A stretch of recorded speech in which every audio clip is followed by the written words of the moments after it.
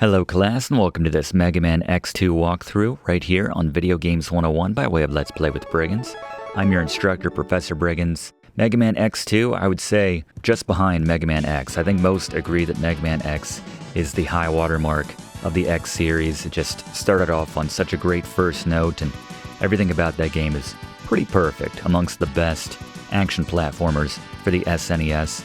I would put X2 maybe second overall in the series. Admittedly, a lot of games in that X series. I'm curious your thoughts, actually, class. Where do you rank X2 in the overall X series specifically? And if you want to go ahead and talk about the extended Mega Man series, bring in another 1,000 games into the equation, that's fine too. We can talk about that. But yeah, fantastic game here in X2. As within Mega Man X, if you saw our class on that, well, here in X2, there are a number of different ways to tackle the level and boss order. Unlike the original series, where there was generally one agreed upon best boss order with maybe swapping out a stage here or there, in the Mega Man X franchise, it's not nearly as cut and dry, mostly due to the fact that there's a variety of power-ups and upgrades spread across each level. And as such, there are routes which you can take to minimize revisits to stage if you're going for more of a speed run. There's routes you can take if you want to max out your power-ups to make the game as easy as possible.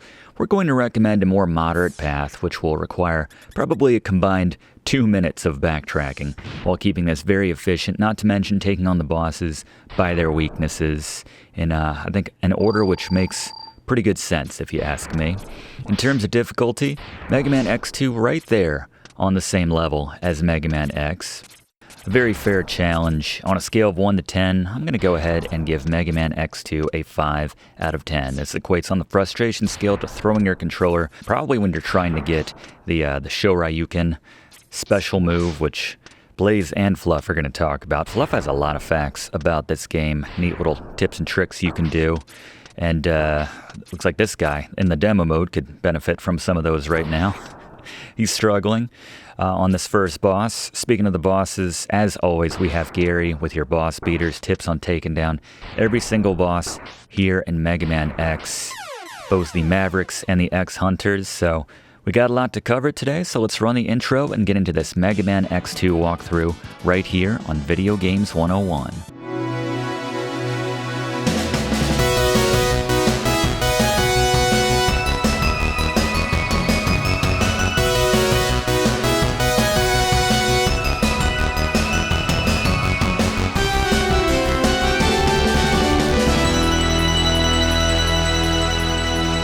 Alright, as we begin a new game, let's take a look at the controls for Mega Man X2.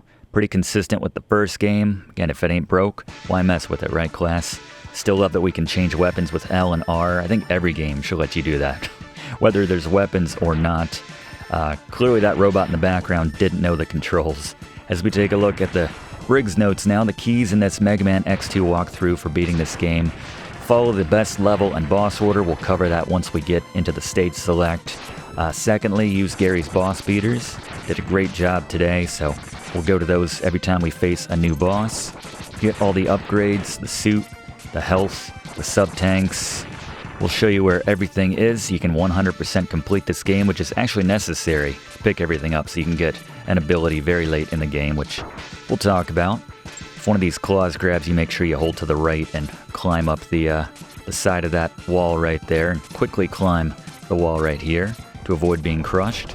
And lastly, use the acquired weapons liberally. We got rid of the always be charged Briggs note from the first X. It's not quite as necessary in this one I've found, but we'll tell you which weapons to use when.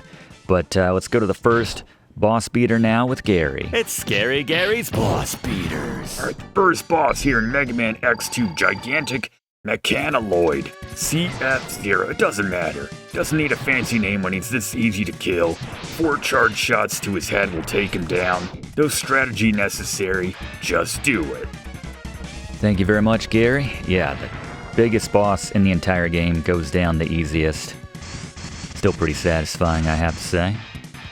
You think there would be, this is sort of a factory full of these guys, you think there would be an army of them to deal with at some point in the game, but spoiler, there will not be. So we go to this room with some shadowy figures. Gotta remember, class, not everyone loves Mega Man X as much as we do here.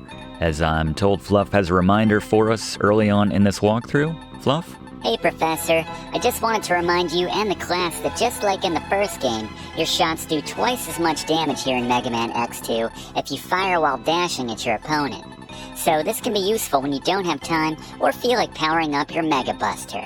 I'm glad you mentioned that early, Fluff, because genuinely I would have forgotten about that, so thank you. I love this trope of the shadowy, mysterious boss asking for progress reports on their nondescript plans. You see it in so many games, but things are proceeding well. Good. Okay, hopefully X doesn't be a fly in the ointment. My words, not theirs. I don't think these, not to give anything away, but these shadowy figures would say fly in the ointment. But anyway, time for the Mega Man X2 level order, boss order, here on Video Games 101. This is what we recommend, beginning with Overdrive Ostrich, moving on to Wire Sponge, then Wheel Gator, Bubble Crab, Flame Stag, Morph Moth, Magna Centipede, and then finishing with Crystal Snail. And just a couple revisits in between stages to make use of new abilities that we just collected so that we can grab other abilities. But let's begin at the desert base with Overdrive Ostrich here. I have to say, by and large, the Maverick designs don't intimidate me as much as the ones in the first game. I don't mean by today's standards, but when I was a kid. There's no 10-foot spark mandrill in this one. So unaccountably, this wall will only stop this enemy if it's leaning over, otherwise it'll pass right through, despite the fact that the arrows are pointing to the right, which in video game logic means you can only pass left to right, but I digress. Let's bring in Blaze for a refresher on the items of Mega Man X2.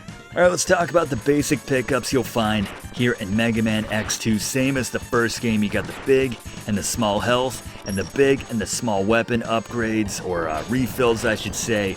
Small gives you 2 meters back in that respective category. Large goes for 8. And then of course, the Mega Man X helmet is worth an extra life. Thank you, Blaze. I recommend slowing down, turning around, and taking out this enemy behind you before you launch off of this ramp here so it doesn't stunt your jump, but yeah, hit A when you're going off of that ramp there.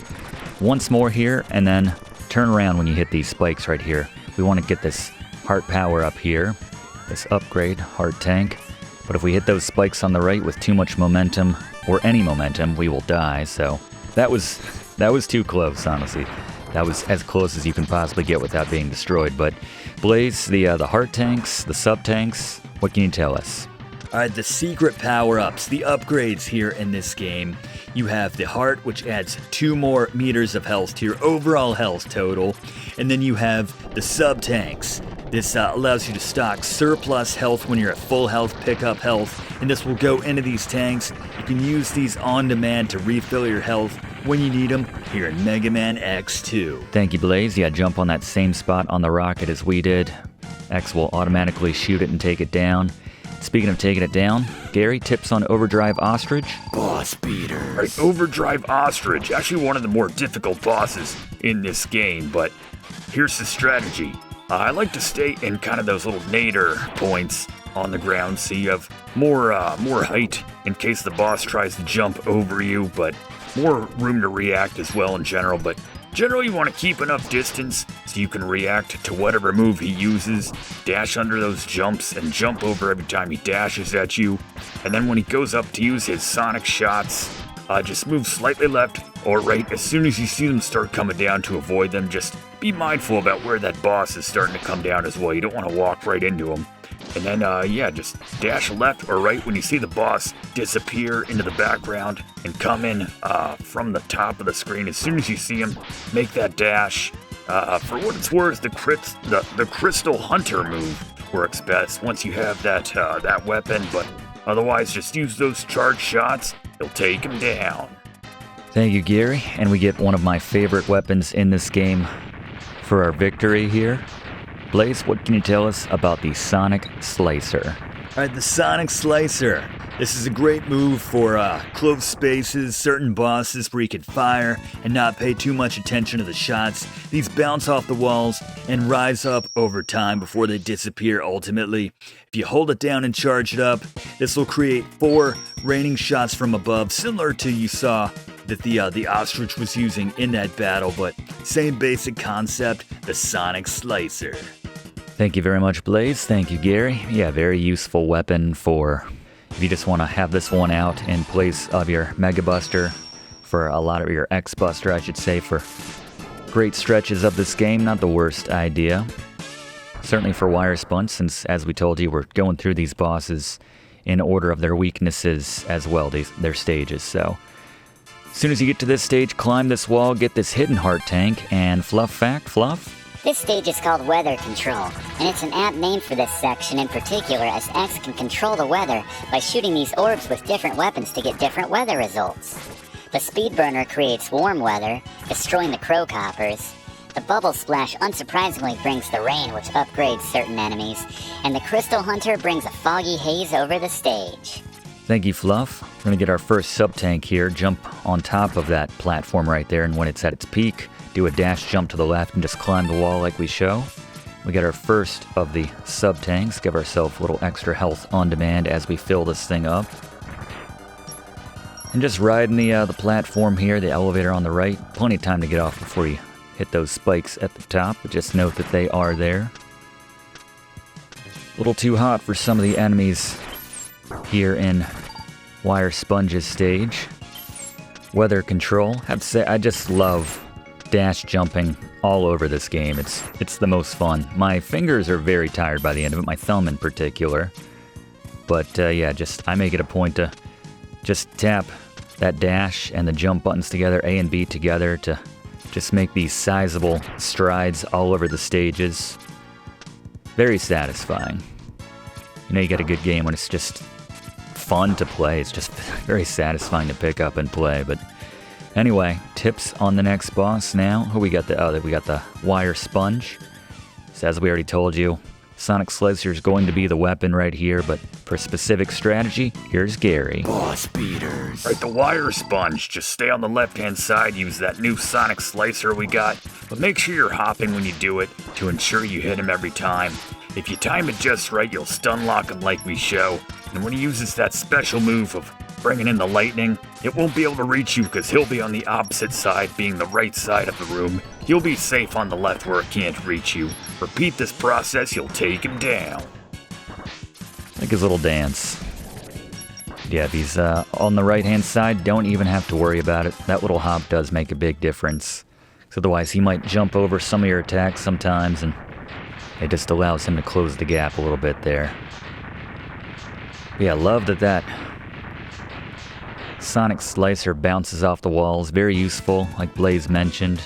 Blaze, what did we get this time? Alright, the Strike Chain. This both damages enemies, grabs items from a distance, and pulls X towards walls.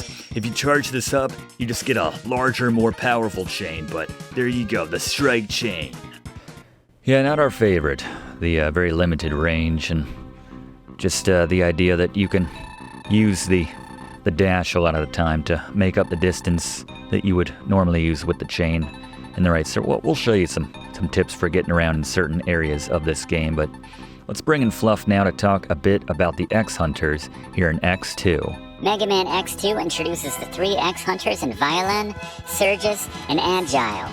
Keiji Inafune initially intended these 3 villains to act as a team in the first game before they settled on Sigma, and he pulled features from the designs of each of the characters to create Sigma's look. The 3 character designs were later reworked for their appearance here in Mega Man X2. And speaking of the Hunters, there was initially meant to be a 4th female X-Hunter, and the villains named the 4 Guardians. But when time ran short in development, they had to cut this extra Hunter out.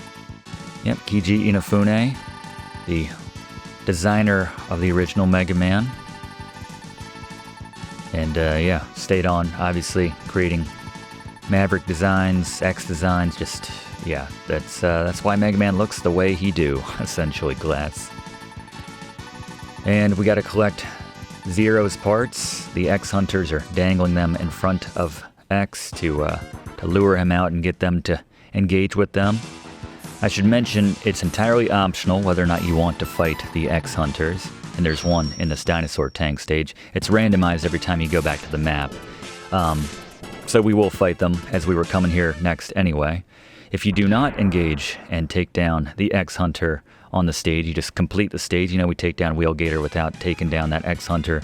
We lose the chance to get that part from Zero, so you can't get sort of that variation on the ending, and few things will play out a little bit differently near the end of the game, which we'll talk about later on. But if you say to yourself, oh, I'm not ready to fight the X-Hunter, because they're all pretty decently challenging battles, you can exit out the stage or go to a stage you've already beaten, exit out, and then come back in, and it'll randomize their positions once again. So that's a nice way of kind of putting off when you engage with those X-Hunters if you're not quite ready for them. But there you go. There was a upgrade which we skipped over because we don't have the ability which we need to grab it yet, so just wanted to mention that we will be coming back in here a little bit later. Right now we're just going to grab this sweet ride armor, this little mech suit right here. You always find that somehow our suit is more powerful than the other guys. I guess it's operator air right there, but that's the only stretch we need it for. You can get out right there. There's a heart tank over there on the left, which we also cannot get quite yet, so we'll come back and grab that a little bit later on. Make sure you jump off this elevator before you get crushed by those spikes. That's an instant death if it touches you in this game. And if you have an X-Hunter on this stage, we'll show you where it is. Gonna ride this elevator all the way to the top. Don't even have to react right here, they will miss you. So you'll get off here if there is no X-Hunter, but if there is, come up here, and I like to just dash off of that. Come through this door, and here we are taking on our first of the X-Hunters, Violen.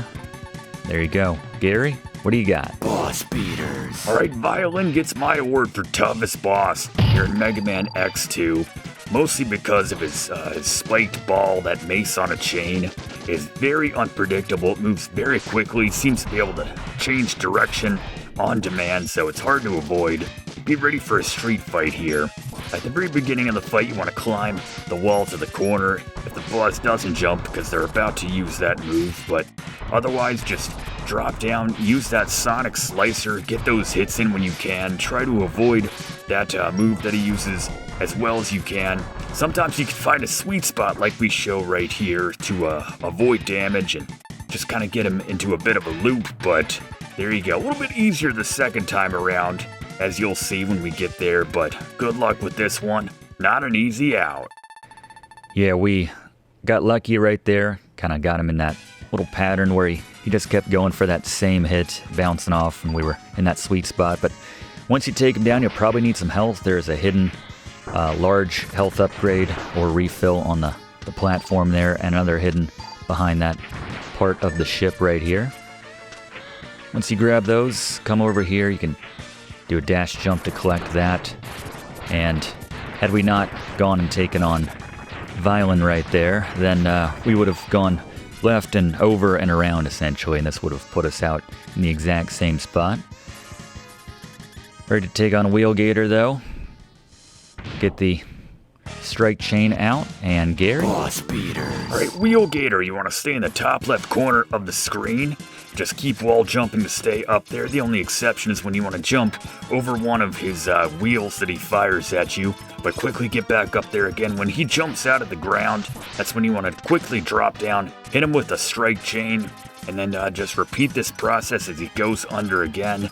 It takes a while to take him down, but it's the most reliable strategy to get through the entire fight without taking a single hit. Thank you very much, Gary. Yeah, this is the most boring of all the Maverick battles, if you ask me, because, like Gary mentioned, while the strategy is very effective, it takes a very long time. And anytime you hit him with this weapon in particular, because it is his weakness, I suppose, he always disappears back underneath the sewage or oil or whatever that is. Not sure what we're meant to assume from that color right there. Nice effect, though, of the waves up and down and everything, and affecting your placement on the screen right there. Nice seeing the background changing in the background too. It's a nice touch. SNES just, I don't know, really was a nice sweet spot for 2D animation. Obviously the last console where it was the norm, but just a few more hits here.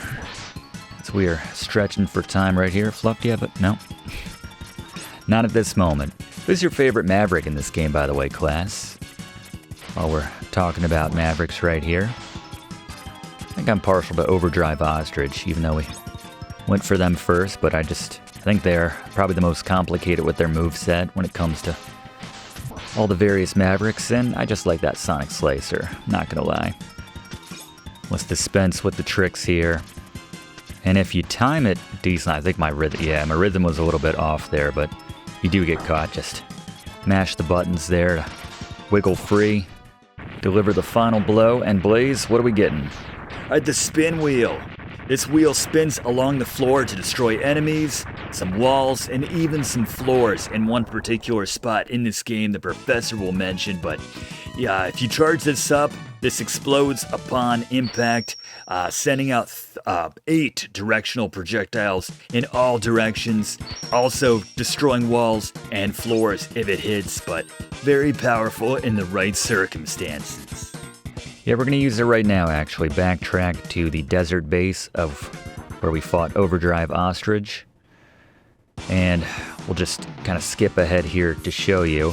It's kind of late in the stage, but if you go back to his stage, and there's actually a couple places where we can use the spin wheel. One of which is earlier on, and this is actually the location of the X-Hunter, if there was an X-Hunter here right now. So switch to that spin wheel. Not to be confused with Pinwheel. Anyone remember Pinwheel class? Like a PBS show? A little before my time, admittedly, but my brother references it every now and then. But yeah, if you cut through there, you can get yourself to the X-Hunter location here in the desert base. Otherwise, just go beyond to where we got that heart upgrade very shortly before we would have taken on the Maverick for this stage, Overdrive Ostrich. Probably saw it when we were dropping down, honestly. But yeah, we'll take this one again, do a little launch here. We'll keep the sand up on the screen this time and launch off of that. Jump out of that if you want to grab yourself the extra life. So we need to worry about staying on the spikes up above this time, but if you... Very effective against certain enemies. You'd see it right up there. So we'll do a dash jump off this wall. And then just buzz our way through and get ourselves our first upgrade for our suit itself. This is the leg upgrade right here. This allows us to do dashes in mid-air, the air dash. Very useful for collecting a few upgrades in this game, including the most difficult, which Fluff is going to mention a little bit later in the game, or very later in the game, considering you need everything to pick up that upgrade, but it's a sharp look right there. Just makes you want to get more for X right there. It's a good color.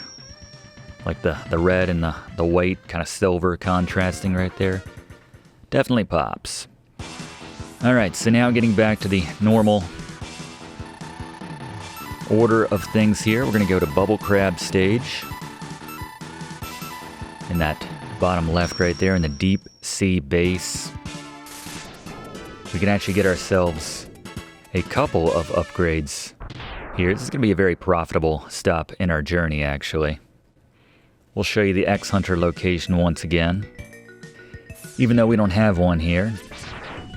Lovely background coming in here at sunset. Unfortunately, most of the stage is going to be taking place underground or underwater. You take out that enemy first before you go to use your spin wheel there to get that extra life. Then hug this right wall to avoid taking any damage here. And then you have sort of a mini boss here, but we're not going to bring in Gary for tips on this one. It's pretty straightforward. If you want to take it down, I like to use the Sonic Slicer. And I like to take out the top fins on it before I go for the bottom ones. And it tends to kind of drop down more than anything, whereas if you go after the bottom ones, it'll start to hover up a bit more. Physics check out, I suppose, but might take a little bit of damage. Just rip it apart, essentially. That's all there is to it. Enjoy the underwater physics here, and make a huge jump from the very top right of that wall right there to get yourself the heart tank in this one. You can combine that with an air dash, but not really necessary. And then just enjoy flying down here at full speed. And to get the sub-tank here, you can either wait until you have the weapon from this boss and come back, or... Fluff, how do we do it? To get the sub-tank in this stage, you can either revisit this stage later when you have the ability to do a charged bubble splash, or you can use a sneaky mechanic known as the splash jump. Jump right at the edge of this platform where it dips down to do a slightly higher jump, climb the wall, then continue tapping jump on the surface of the water. Not quite a full-on Jesus move, but X can jump on the water's surface far enough to get the power up. This was a test feature during development, which was ultimately left in the game. Mega Man X2 character designer, and not to mention illustrator and co-designer of the original Mega Man himself, Keiji Inafune, was purportedly not happy with its inclusion. But despite this, the ability returned for Mega Man X3 and was available for those in the know. Like you now. Like us now, thank you, Fluff.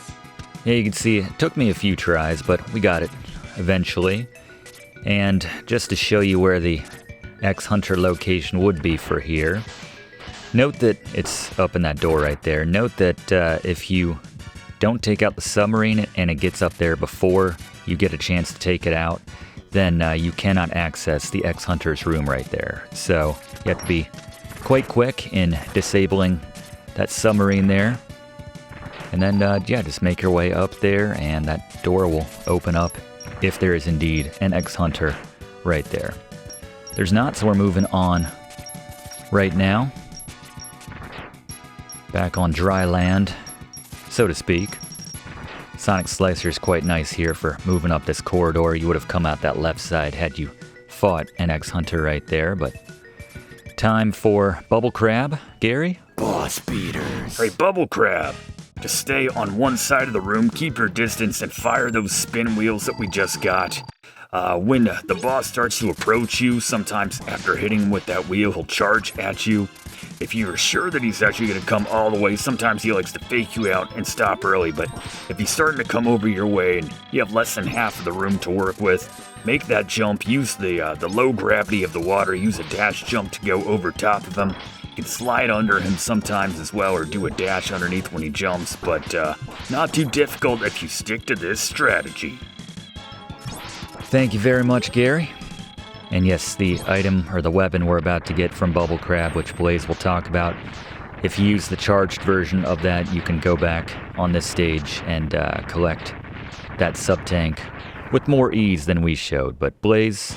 Alright, the Bubble Splash. This allows you to shoot projectiles which arc up, which is actually kind of useful in some tight corridors when you're moving up. Better than the Sonic Slicer in some cases. If you charge this up, this gives X a shield, also allows him to float in water. Note that you can't L or R away from this move. When you have the shield up, you have to go into your inventory and switch out that way.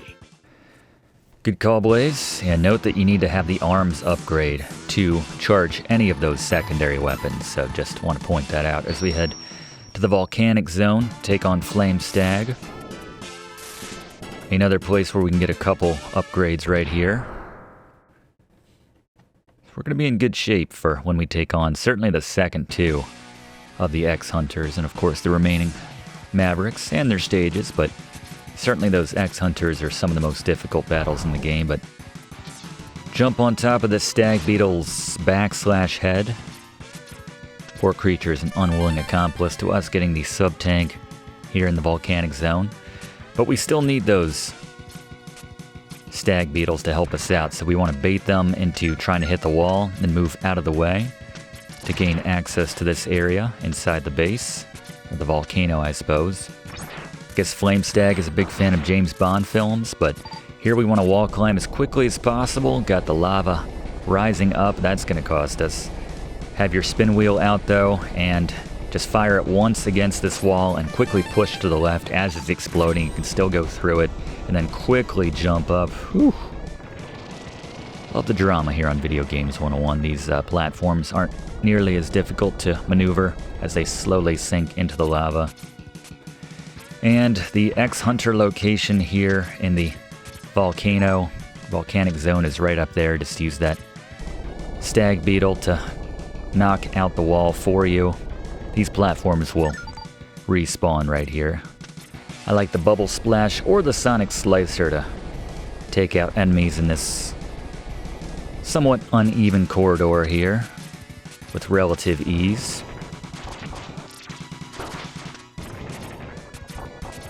Note the flames coming out of the turrets, the jets here. They don't do enough damage to really be a deterrent for me to do anything but brute force my way up this section right here, but however you want to do it. The knockdown is a little frustrating, admittedly. Probably more so to watch, but anyway, come out there, nothing on the left-hand side, and we have the entryway to the next boss. Pretty easy one if you have the Bubble Splash here in Flame Stag. Gary, what do we do? Boss beaters. Right, the Flame Stag. Very simple rhythm to get into with this boss. Hit him with the Bubble Splash. He'll fire back at you, just jump over that projectile. Hit him again with the Bubble Splash. He'll try to hit you again, just jump over it. You'll keep forcing him back against the wall, so just keep going with him. Eventually he'll be up against the wall. You just have to keep jumping in response to his counter attempt, but keep hitting him with the Bubble Splash. He'll go down. Nice little rhythm right there. Thank you very much, Gary. And Blaze, what do we get from Flame Stag? Alright, the Speed Burner fires out large projectiles of flames, also leaves a little fire trail on the ground. If you charge this up, very useful for getting around. This allows you to basically add on to an existing dash, but you're in flames, so you can damage enemies at the same time, but a useful item or weapon for getting around certain tricky spots later on in the game for getting further upgrades, one in particular which the professor will talk about a little bit later. Yeah, we're actually going to use it right now in combination with another upgrade we're going to grab, both from the dinosaur tank. This will be the last revisit that we need to do, outside of maybe filling up our sub-tanks later on, which will... Well, Fluff will give you a little tip on the best spot to do that, but... So back here at the tank, first thing we need is the arm upgrade so that we can charge our X-Buster to its max level, and to grab this, we need to use the air dash. So we're gonna cling on to this little lip that's hanging on down here, and then as we drop underneath, we air dash to the left, grab the wall, climb up, and this will give us the arm upgrade so we can now get to a new level in X-Buster. So now not only can we do a more powerful X-Buster, the double shot, we can now charge up, as Dr. Light said, any weapon which we get from the Mavericks. So we're gonna apply this, as Blaze just mentioned, to our Speed Burner. A little bit farther along in this stage. X always has to show it off right away. It's not how it works exactly, because after you charge up the X-Buster, you'll, to the max level, you release that initial shot, but then you'll be flashing, and you'll have that more powerful second shot on demand whenever you hit that button. So unless you fire it right away, you can just use that on demand. Very useful for certain bosses. It kills almost anything it touches for the most part, outside of bosses, of course. But alright, so this one is a little tricky because even the top of the spikes on the left unaccountably kill X, even though they seem awful flat to me. The idea is to jump, dash, and then unleash. There you go, the Speed Burner right there. Alright, so let's jump back into our recommended boss order, level order. To the robot junkyard we go here in Mega Man X2. And early on here in Morph Moth stage, there is a heart tank which we can get.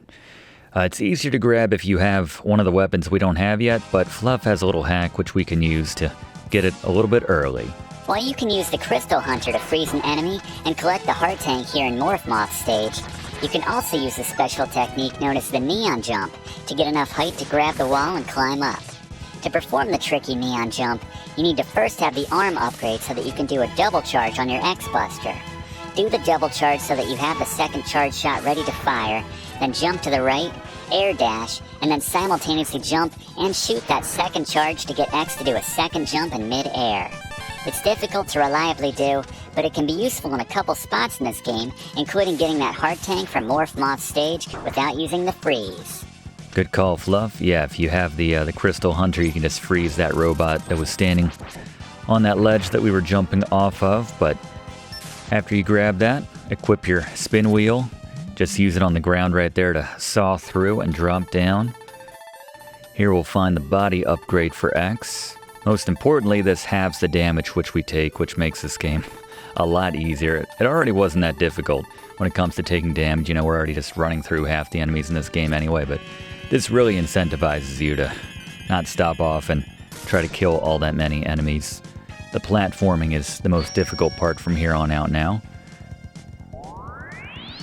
But it also gives us the Giga Crush, which you can see right there.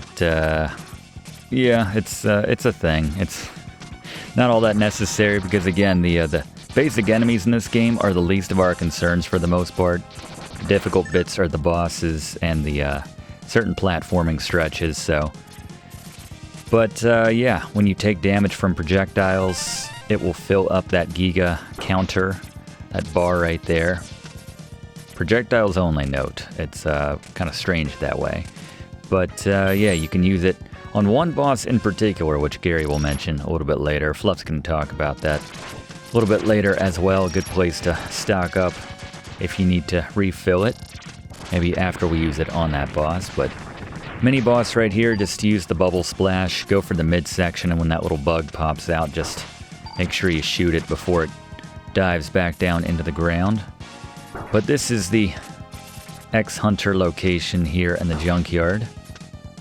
So I think we have one of the X-Hunters waiting for us here, obviously because the door opened. Alright, Agile. Let's get some tips on taking down Agile now with Gary. Boss beaters. Right, Agile, very fast as his name suggests. You want to wall climb from the start of the battle on the opposite side while charging your weapon. He's going to jump up and fire at you. You want to bait this as high as possible. As soon as he gets that shot off, drop straight down and unleash your charge shot. Then immediately climb back up that wall again. If you get in just the right rhythm and you do it just right, you can get through the entire battle without him ever charging at you. If he does, just move to the opposite wall and do the same thing over there. But stick to this strategy. It's actually not too bad. No, it's really not. Thank you very much, Gary. Yeah, without this strategy, this is one of the toughest battles in the game, but just if you're as quick as Agile is in climbing that wall, evading shots, and certainly using that upgraded X-Buster right there, the double shot, extremely powerful, as you can see right there. And we got Zero part number 3. Looking pretty good. Come back out the way we came in. There's a couple energy refills right there, if you want to stop off and grab those. Take the high road here, it's a little bit safer. Don't have to worry about the spikes below. Alright, that was... Thank you, temporary invincibility. Playing a little loose, as are we right here. These guys jump on your back, they will cause you to spontaneously jump without your control right there. But once again, another one of these. Just go to that bubble splash once again. Hit the body when it starts to crumble. Step back a little bit to make sure you target that little dragonfly that was in there. We're good to go. See, we're just taking 1 damage from each hit now from most enemies in this game, just completely throwing strategy out the window. Thanks to that body upgrade right there for the armor. But one man who never throws strategy out the window is Gary. Boss beaters. Alright, the Morph Moth. You want to use the speed burner for this boss. When he's swinging back and forth, get as many of these shots in as you can, noting that there is a bit of a come down period before you can hit him again. Eventually he'll drop down on the floor, at which point you want to jump on the wall to avoid taking damage right there. Repeat this when he goes back and starts swinging again. Eventually he'll go through his transition, the ceiling will come off and he'll start flying around. Just stay on the opposite side of the screen that he's on right there. You can kind of dash to get away if you need to. Don't get hit by that rainbow shot or any of the little dust glitter that he's dropping, but keep your distance, get those shots in, you'll take him down. There we go.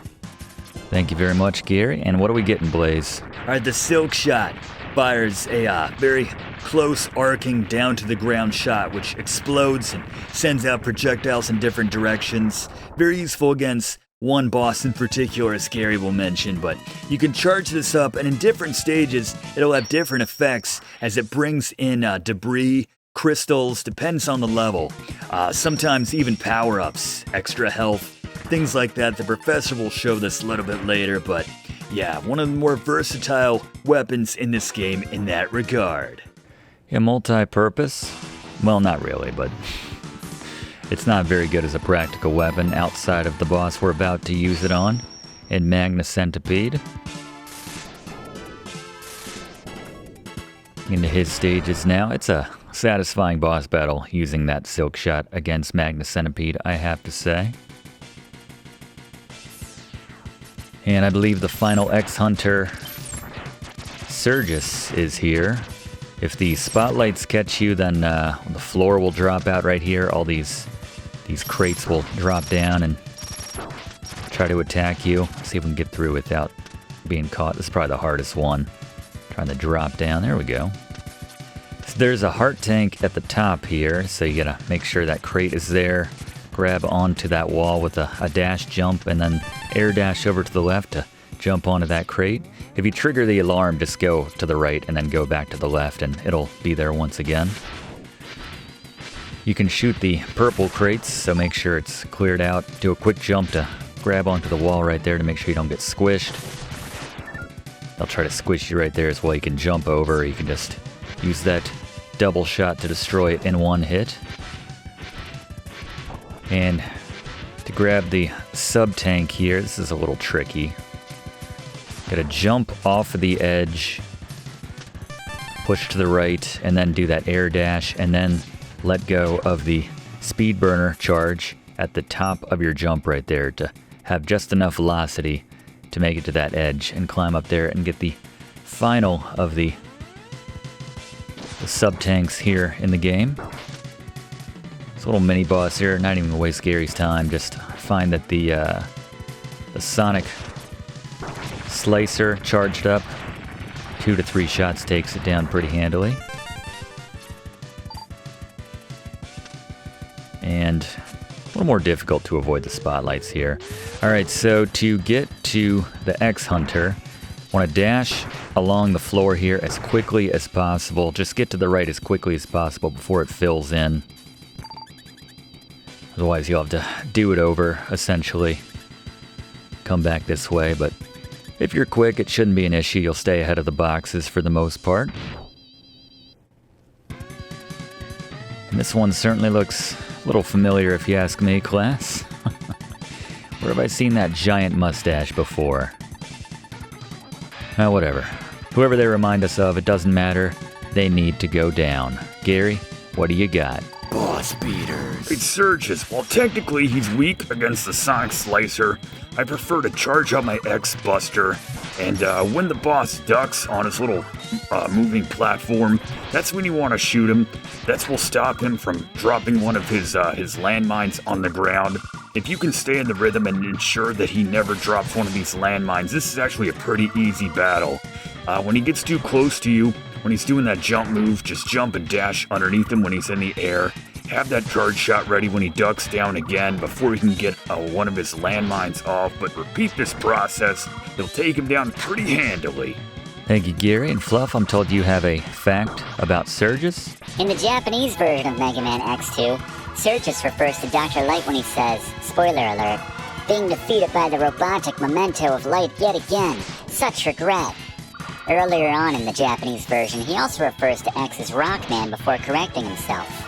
Rockman is of course the name for Mega Man in Japan, a reference to the rock, paper, scissors nature of the game, in which each robot is weak against another robot's weapon. But I digress.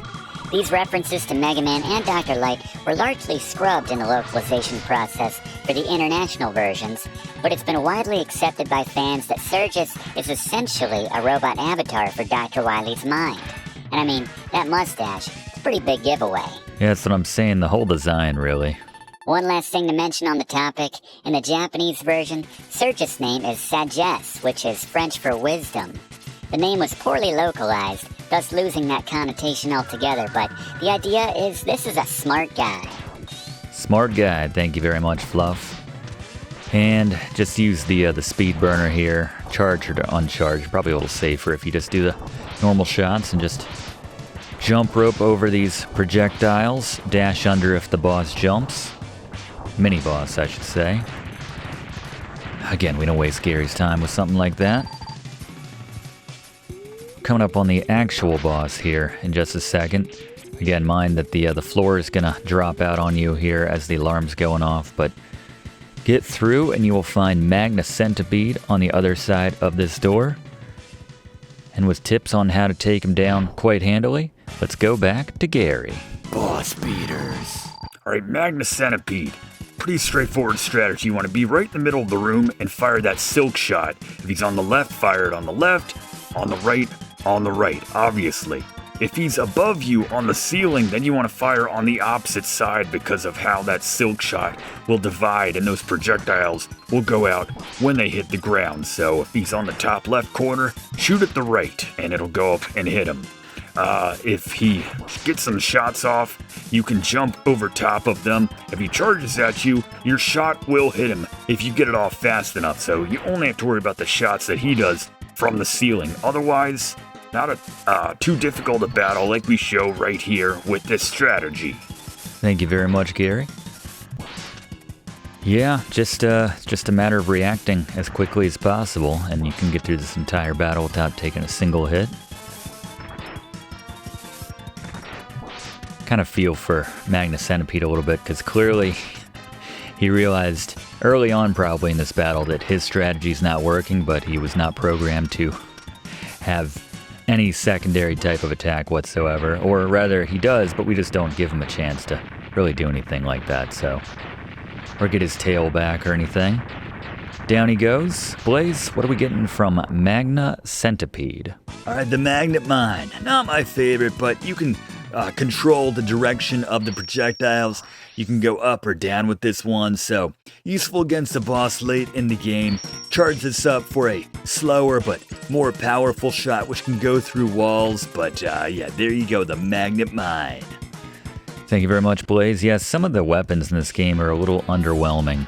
I guess that's usually the case for every Mega Man game, if I had to stop and actually think about it, but yeah, a lot of the secondary or special weapons that we're picking up here just, not that practical for most levels in this game, but I suppose that is par for the course.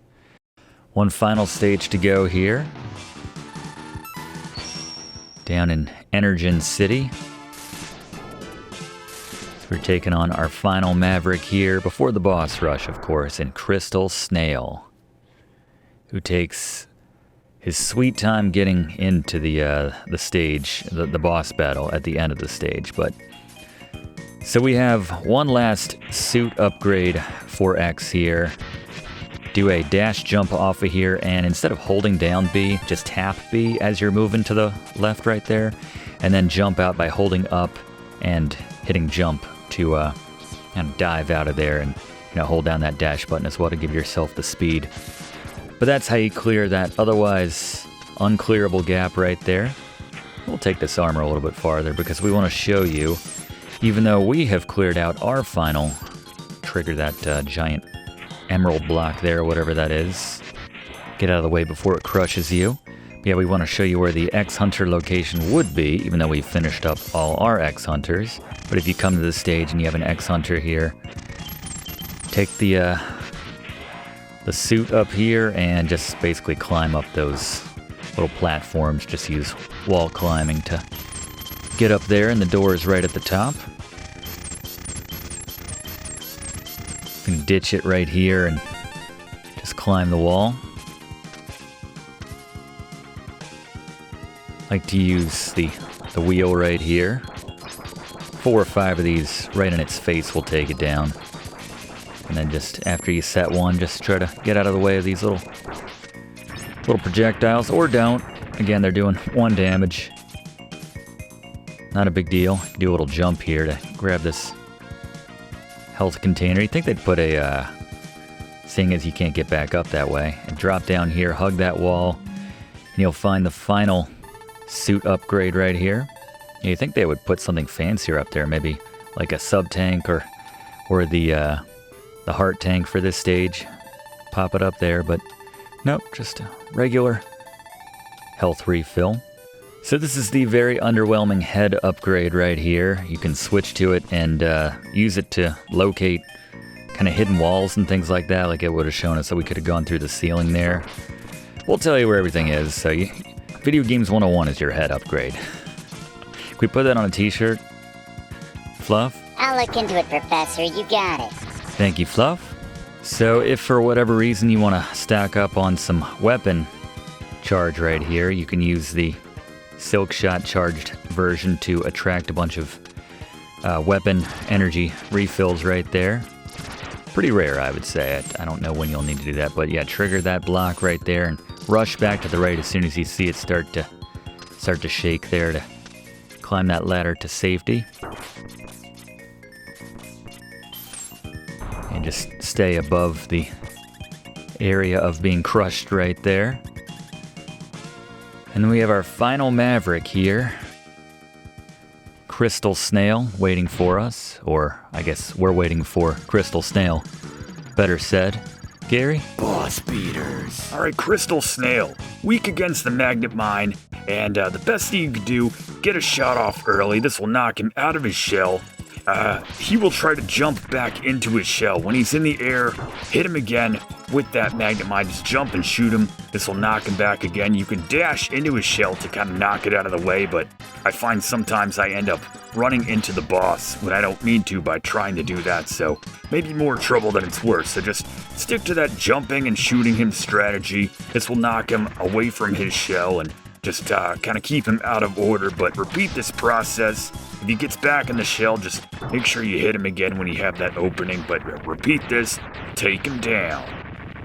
Good luck, Gary. Thank you very much. And Blaze, the Crystal Hunter, what do we get? Alright, the Crystal Hunter freezes enemies. You can use them as little stepping stools in some cases.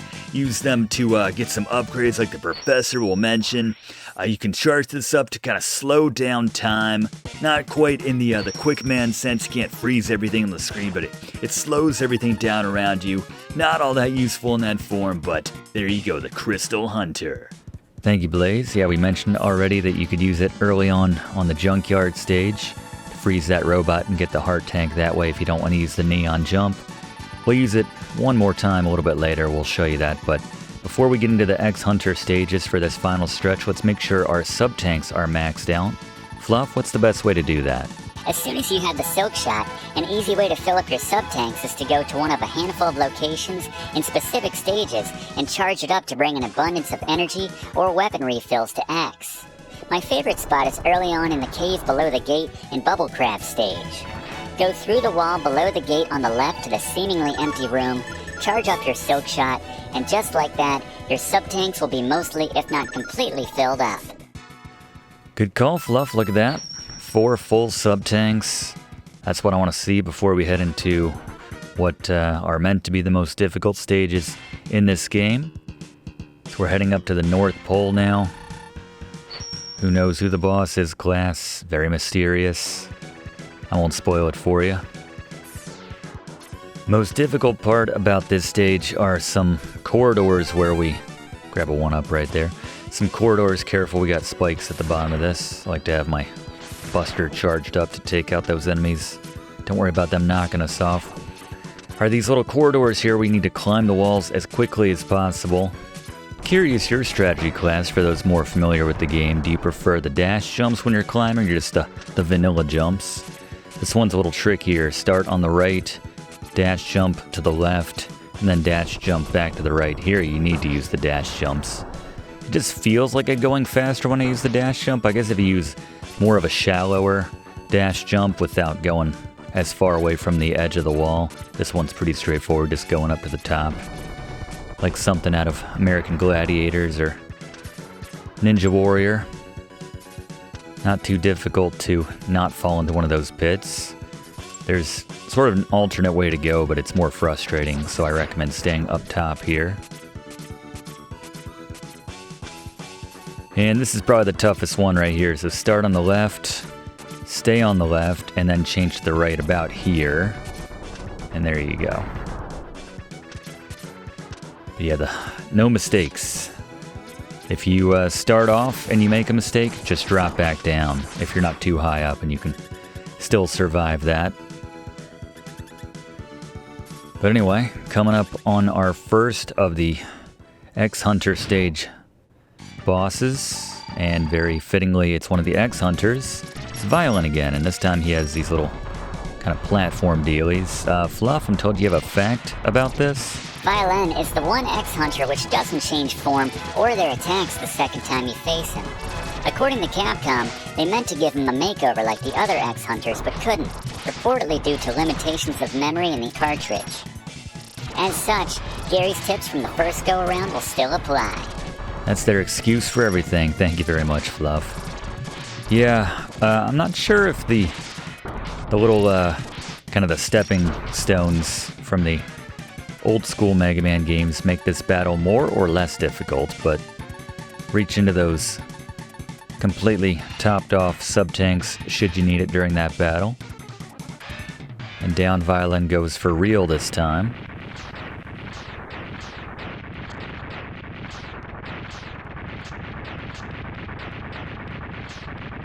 Like X just stares him down feet away as he explodes into oblivion right there. And then, yeah, same celebratory move as Sunset Riders, actually. About to say that's another Capcom game, but that was Konami. We gotta do a class on that game. I love that one so much. One of the best arcade type action shooters, whatever you want to call that game. Beat 'em up, but shooter. Just classic. Like to use the Sonic Slicer on these corridors here, and it just naturally goes up and takes out the enemies. I remember in college there was this one class where you didn't have to really show up to most of the classes. It was just about the final for the most part. So me and a buddy of mine would ditch class a lot of times, as it were. Don't recommend anyone watching this do that. We like your attendance every week. But yeah, we would go to the laundromat on campus or just off campus that had, hear me out, I'm going somewhere with this. It had a Sunset Riders arcade cabinet. Used to play that with a buddy of mine. Probably why I'm teaching classes in this capacity now, you know. The writing was on the wall back then. That was my education. Little tricky area right here. Just hang on this until you can dash over to the right. Yeah, you have to get up on that little lip there above it, just because that platform doesn't go far enough over to the... That was embarrassing. Far enough over to the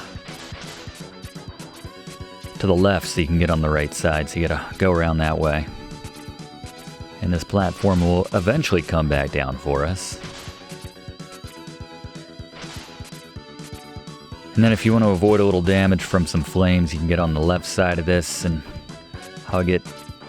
And then likewise on the right side. All right, well, it's not really worth it. It's probably just better off to stay on top of it right in the center, but just do a jump and a dash. Don't fall for using your spin wheel on that door right there, as yeah, that's just spikes. It's basically a trap, essentially, so... Alright, so we didn't get a twist on Violen, but we get one here on Serges, so let's throw it back to Gary for a strategy on this new look for Serges. Boss beaters. Alright, Serges' second form. First, hit him with the Giga Crush as soon as the battle begins in earnest. This will send him into his second form, knocking out all of those turrets in the front. You can actually stand where that bottom turret used to be, kind of right at the edge, and avoid pretty much all damage like we show, and just keep using your charged up Sonic Slicer to get those hits in. Very little strategy involved at that point. You're pretty much safe there. Just keep going with the charged Sonic Slicer. You'll take him down. Another boss that you kind of feel sorry for just for a second before you realize it's some iteration of Wily in there on some level. Just, he can't vary up his attacks. That's all he's got, and he's got nothing right there.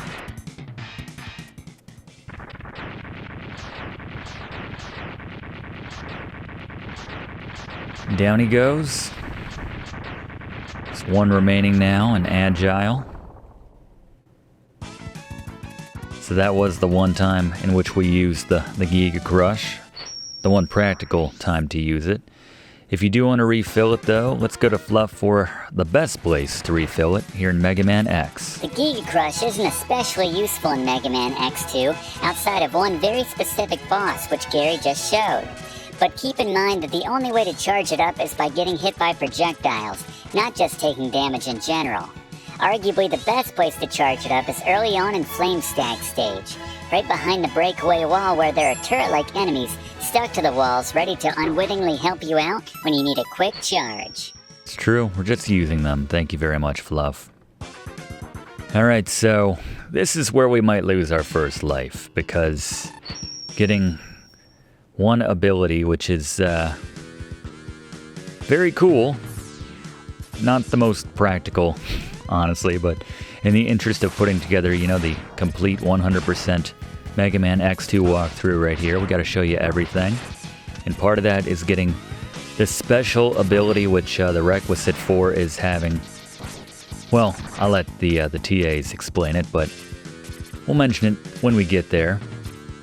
This first part's a little annoying.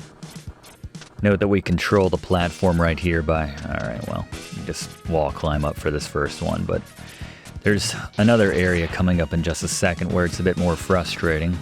Just do a dash across here, an air dash if you want to grab this stuff. Make sure you do that jump probably before you get around the spike ceiling or floor and just dash on through. So yeah, every jump here, it's very much like Super Mario 3 right here and Pipe World, Pipe Land. And every jump that you make on this platform changes its direction once again. And they give you precious little time and room to maneuver to get some of these moves off sometimes. We'll see how we do here. Conversely, if you are just fed up with this, like sometimes my brain takes an extra second to to figure this out, as you can see, then you can just use the neon jump like Fluff showed you earlier. But speaking of Fluff, he's going to talk a bit about this special move that we're going to grab here. Freeze one of these bats, use them as a platform, and Fluff, what do we got here? Members of our class who saw our class on Mega Man X will remember that you can attain a Street Fighter-like crossover move in that game for X and the Hadouken. Well, that one made sense considering X is known for firing shots at his enemies. Mega Man X takes another, and this time, more ridiculous page out of Street Fighter's book by allowing X the ability to gain and use Ryu's epic flying uppercut move, the Shoryuken. The conditions for attaining it are very strict, as players need to have every upgrade, heart, and sub-tank, and be at full health before they try to enter the room with the pod. Getting there is also the trickiest platforming moment in the entire game, as X has to use a fully charged speed burner, drop between a narrow corridor of spikes, then dash back to the left to the safety of a small platform. If you can pull it off, well, I'll let Blaze cover the rest here. Alright, the Shoryuken. They certainly make you work for this one, but anyone familiar with the Street Fighter series will know this move.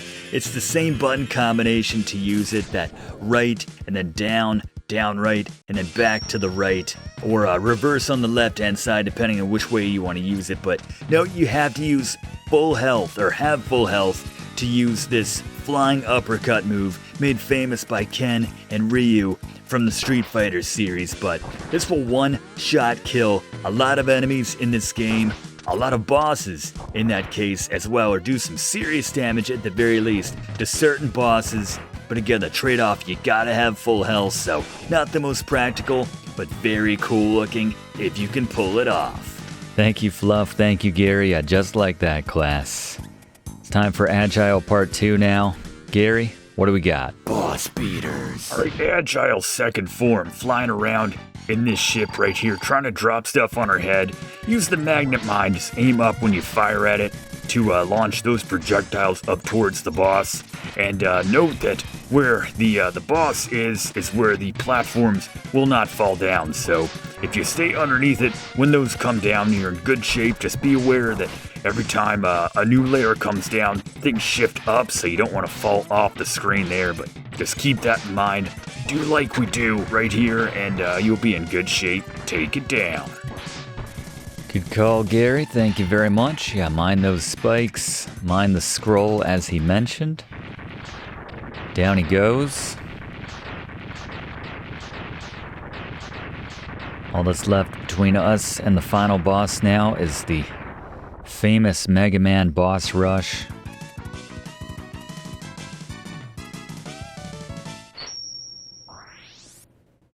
Pretty much the exact same as the first time around, except we'll have, I guess, for some of the bosses, we'll have North Pole kind of backdrops. I like the one for Overdrive Ostrich, actually. And we get to use the Crystal Hunter on Overdrive Ostrich to slow him down a little bit, so that'll be nice. Gotta try our Shoryuken, though, obviously, since we've already beaten all these bosses. I don't have it memorized till we got first. Alright, Flame Stag. This could be interesting. It works better on some bosses than others, admittedly. Former Mavericks, can we get a couple shots in? Ridiculous. Left, down, and then down left diagonal right there. Or vice versa on the other side. Alright, I'm happy with that. We got a couple hits in right there. Maybe next time we use the sub-tank, we'll try it again. I cited Overdrive Ostrich earlier as being one of my favorites. I think Flame Stag might be another one right there. I like his look, even though he goes down quite easily, I have to say, with that strategy Gary shared with us earlier. Alright, who else wants some? Let's just work the left side and then move back to the right. So, Bubble Crab, a little more complicated this time. He's got spikes on the top of his little tank here. He learned, kind of. Didn't change up his moves at all, though, so same strategy applies. Do that little jump and then do an air dash.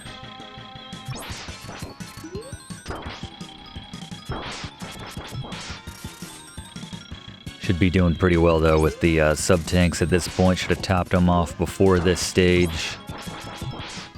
Head back to Bubble Crab stage, actually, to do that like Fluff showed us.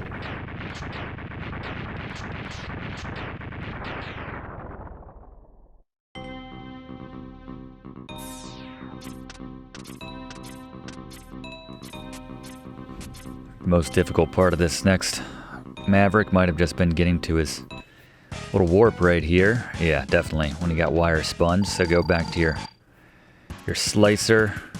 Let's do those shallow little hops. Since he does that little jump and hang from the ceiling thing. Got a smaller stage this time, but I think if we keep him on, well, no, this is probably gonna hit us now. That was bad time for him to break out of it. I like his little dance, though. Have to say, yeah, couldn't get around that. That's all right.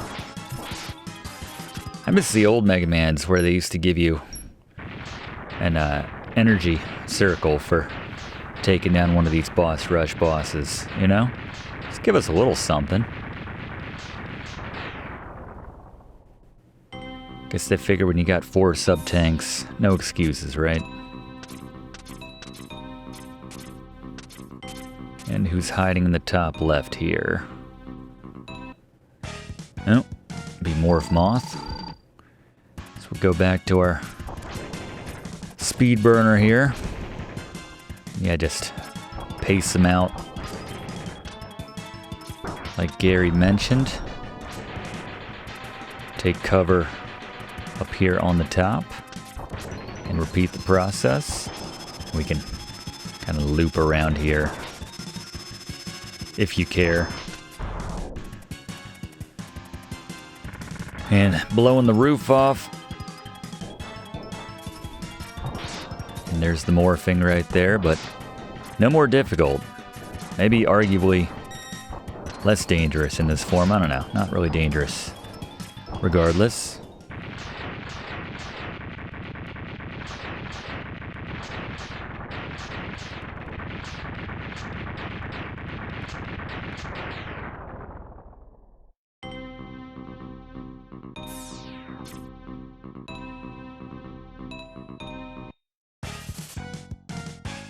And Magna Centipede again. See if we can get through this battle again without taking a single hit. Well, alright, now when we pull out the wrong weapon from the start. So, as you can see, he does have a second move. It's just, yeah, it's not all that effective.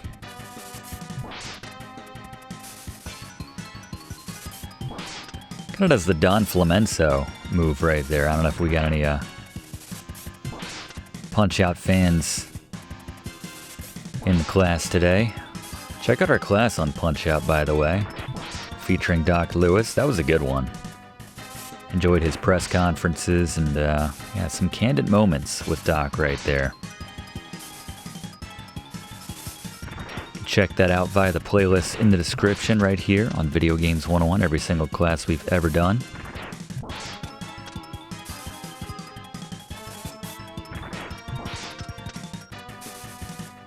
Some of those shots, I think we have a higher ceiling here than we had first time we took on Magna Centipede. Almost feels like you might not need to jump to get over those projectiles they send our way, but done and done. Still waiting for Overdrive.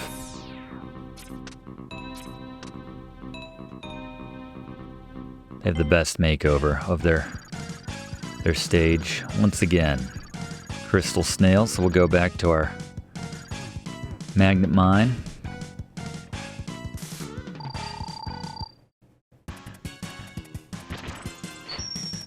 Yep. Actually froze us that time while we were getting our weapon out. But yeah, if you tap the buttons fast enough, it's good that we showed that. You can break out before you take that hit. Always jump over him when he goes over. It's just not really worth it to try hitting that shell. I like to just try to cut him off when he's trying to get back to his shell. If he's not diving straight for it, mind you. I like that he takes extra damage when he spins and just kind of launches towards that wall right there. Better safe than sorry there. Let's top ourselves off. Should be in good shape. Oh, I actually got to use his Crystal Hunter slowdown maneuver right there.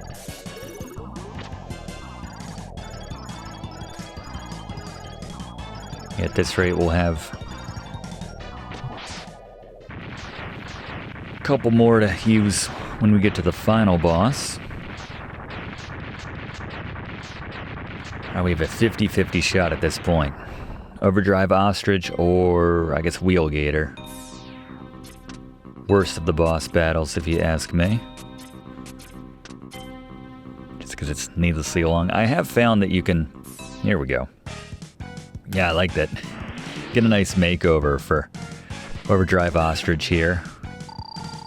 Gotta be a little chilly out of the desert that he's accustomed to. But yeah, we're gonna use that Crystal Hunter now. Makes this battle much easier, as you can see. Just get into a nice rhythm of stun locking the boss right here. Alright. A little early that time. Yeah, everybody else just fighting in what basically seems like it amounts to a closet or just an empty warehouse. Had to do a full-on animation for Overdrive Ostrich. Didn't get to see him in the background running around that time, but that's fine.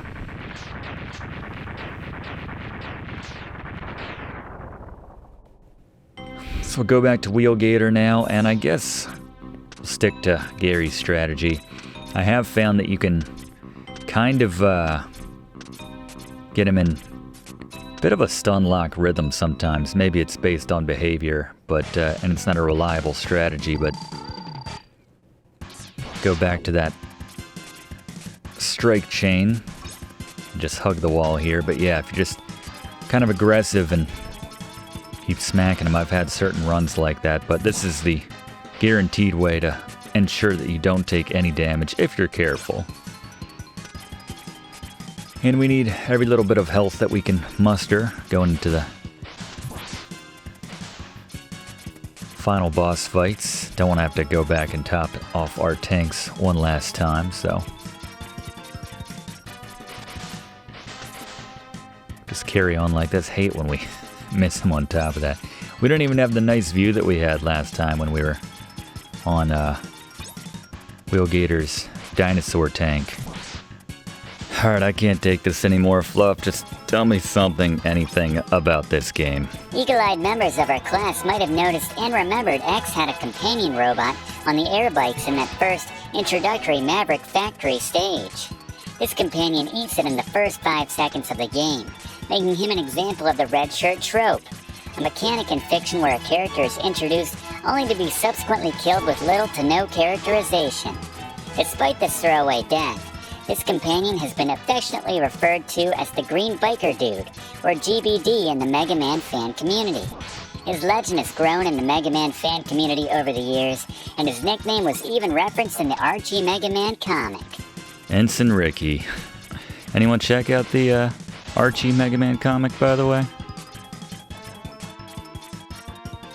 I'll be curious to see, I mentioned this or questioned this early on in the class, what everyone's favorite of the Mega Man X series is. It doesn't have to be X, the original X, but after the original X, maybe what your second favorite is in that case. Because again, I think most people consider X to be the original X to be the kind of the high watermark of the series. Just, it was the first one, just sort of got the right balance with everything, and before they started adding in a lot of unnecessary things here and there.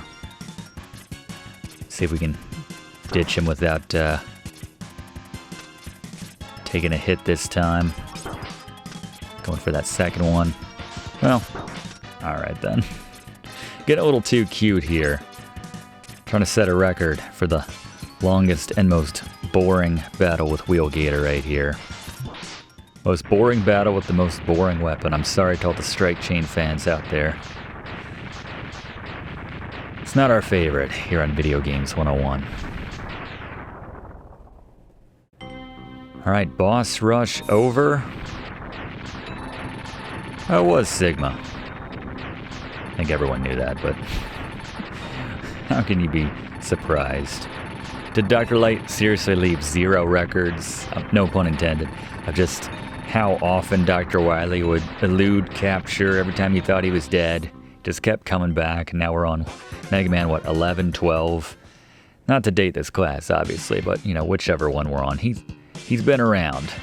He just doesn't go down, and Sigma kind of doing the same thing here, so. Back here in Magna Centipede stage, it's very Capcom thing to do, like recycling the stages for the final level. Makes me think of what DuckTales, you know, when you had to head back to Transylvania to fight that other Scottish duck, I forget. His name escapes me right now, but certainly check out our walkthroughs on both DuckTales 1 and 2 for the NES. You might start to think, did I just accidentally click on the wrong stage and show up back here in Magna Centipede stage? But no, it's not too far from here actually, but definitely don't get crushed here in this first part. Wouldn't be a good look after everything else that we've been through. Here we go. Yep, there he is. It's been working out. And he's got like a fake me out 0 right there. Don't act like it's the real one. It's just some version you piece together. Gotta say though, I don't hate the darker scheme right there for 0. Or faux 0, Firo. There you go. There's the real thing. It's got Agile shot right there. Or maybe better said, Agile had 0 shot right there. That makes sense. Being that they had those parts. I know your secret. You're destined. Don't gaslight 0. But I still don't like you. I love that. That's just the ultimate comeback right there. And Fluff, I'm told you have a Fluff fact about 0 right here.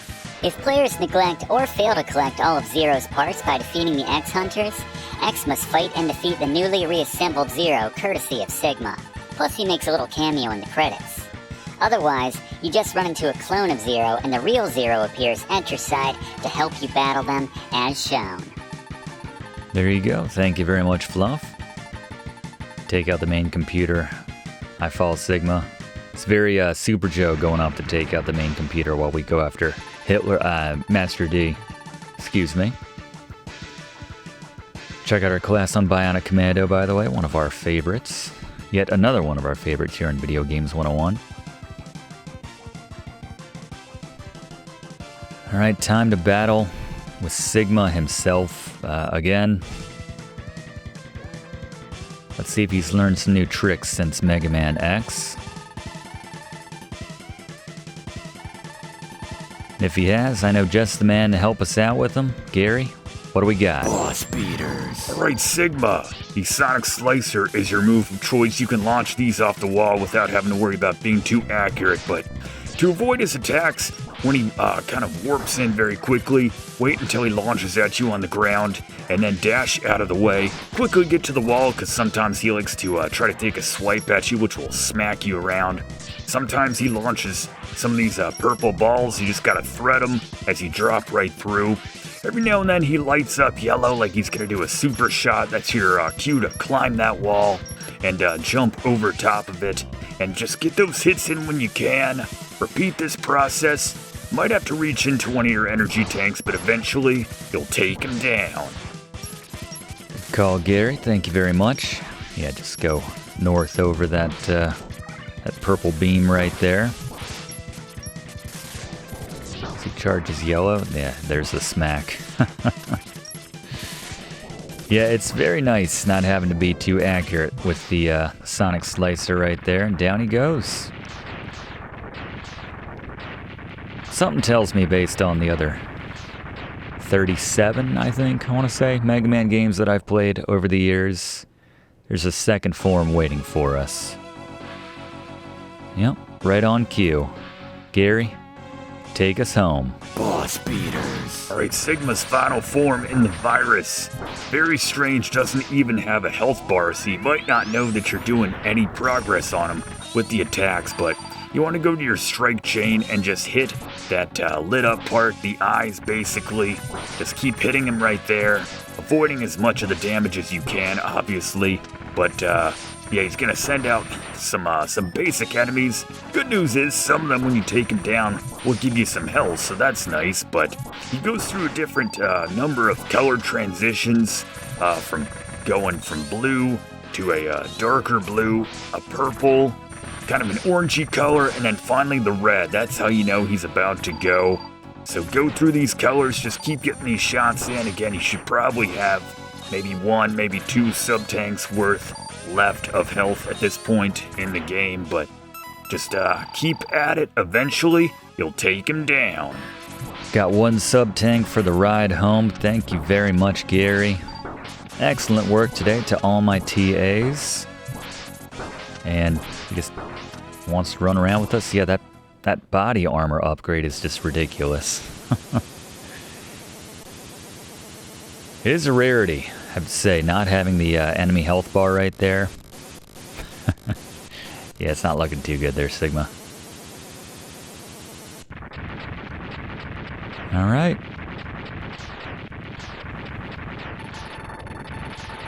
Mega Man X, I have lost to you again. Each defeat only makes me stronger and serves to bring you closer to your ultimate doom. It's very Obi-Wan right there, except for the doom part. Last of the Doctor's creations. Arg.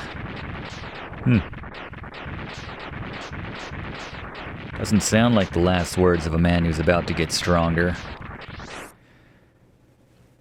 But we'll worry about that in Mega Man X3.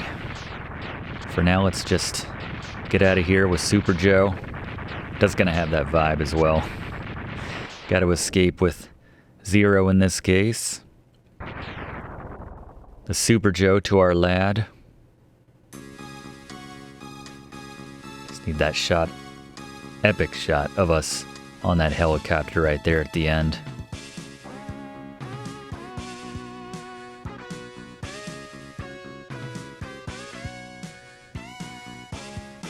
Yeah, this works too.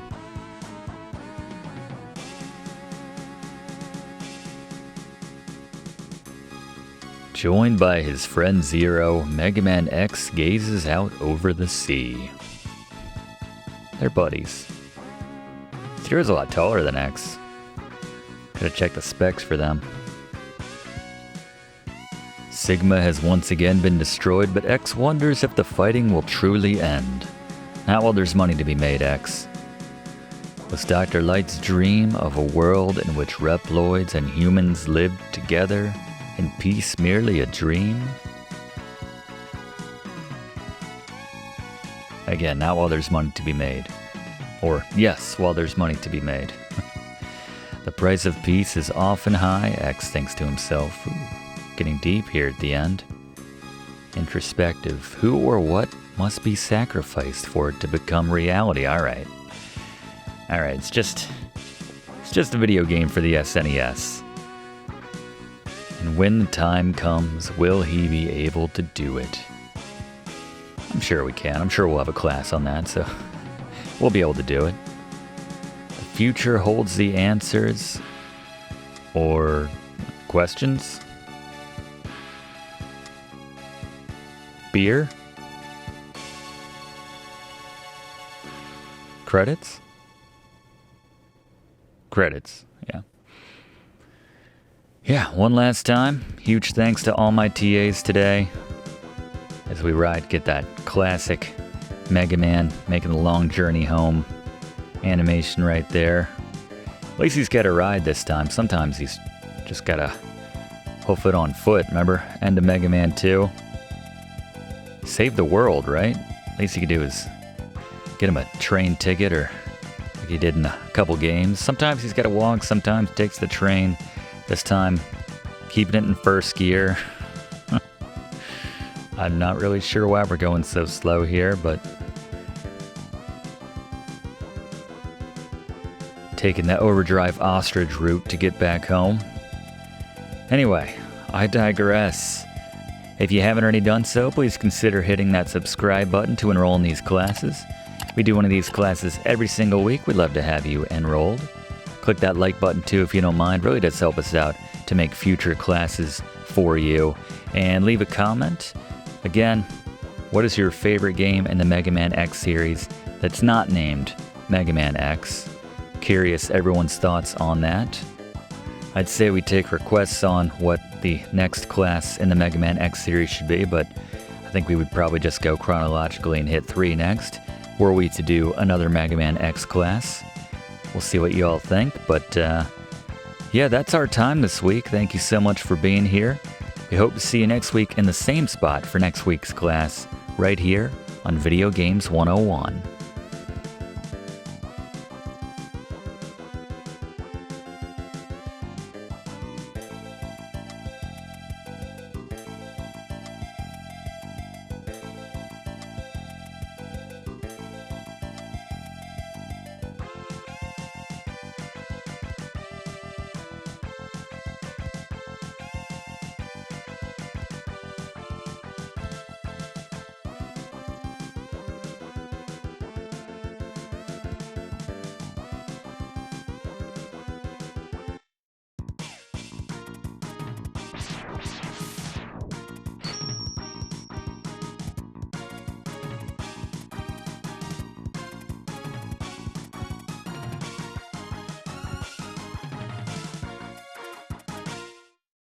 Thanks for watching, and don't forget to like and comment on this video, and click subscribe if you haven't already, as this seriously helps me to keep making great content for you. And check the description of this video to see what song is playing right now.